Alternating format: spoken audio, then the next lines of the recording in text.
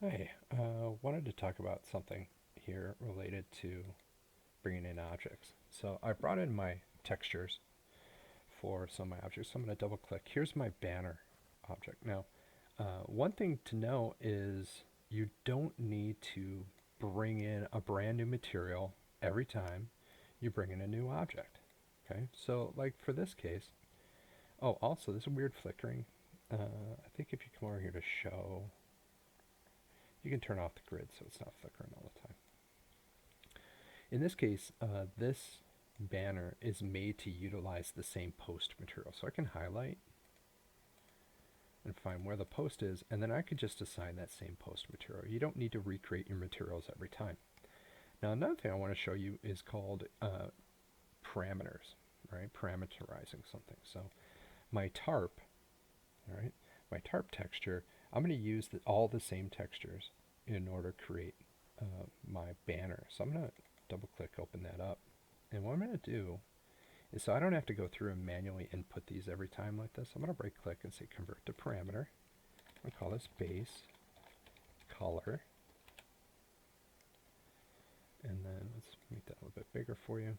Right click, convert to parameter, and this is going to be ambient occlusion, roughness, and metallic.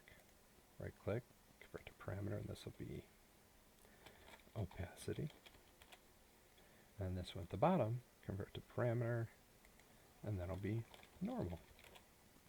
Right? And so that doesn't change this material at all. What that does do, like it doesn't change the way it displays. What it does do is it sets it up so now I can come in here and I can create what's called right click, new material, and say new material instance. And so I'm going to do MI for material instance. I'm going to call this banner. And if I click to open that, I get a different sort of interface. Now here it's looking for a parent. So I'm going to come down here and select this tarp. Right?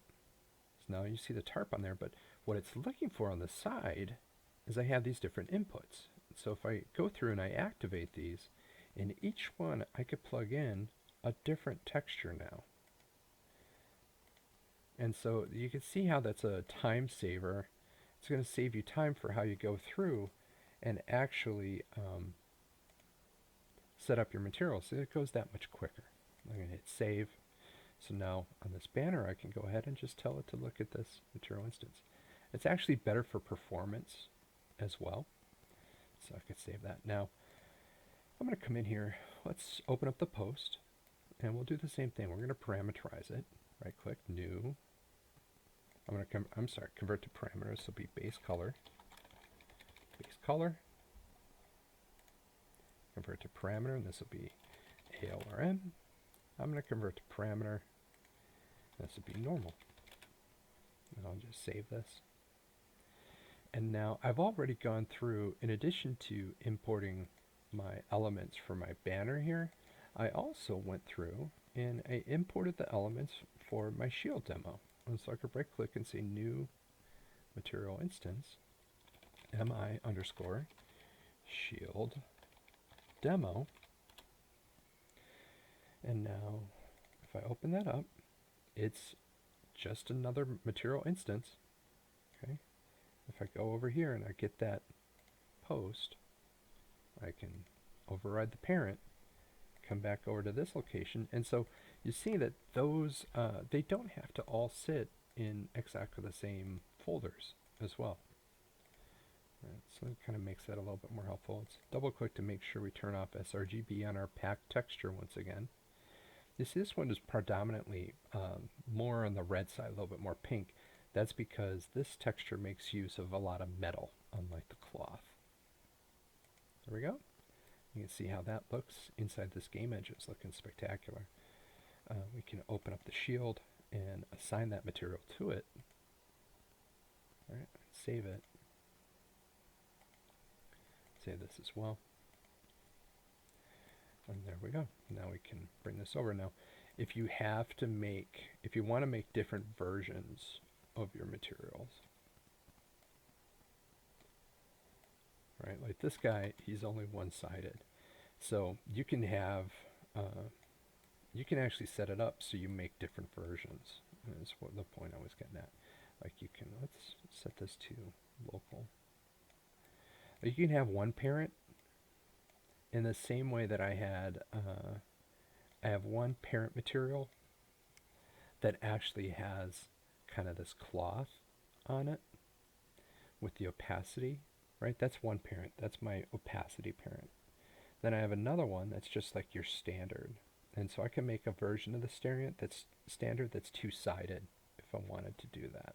All right. And you could just have as many of those materials as you want.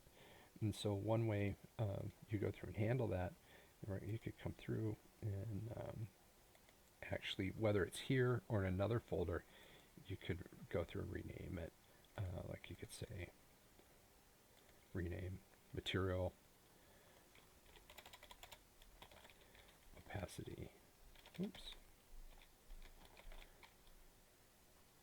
And just leave it, right? The great thing is Unreal knows when you rename stuff, when you move it around, it still knows where those are. It leaves little hidden files called fix-up redirects inside there. Right, like I could rename this one material BC AORM normal. Right, like I could go through and just specify all the different maps. That's another way to do it, right? So that's for your basic substance ones. So that's just a way to go through and organize and kind of manage your different materials. It's a little step to go through and help speed things up. So thanks.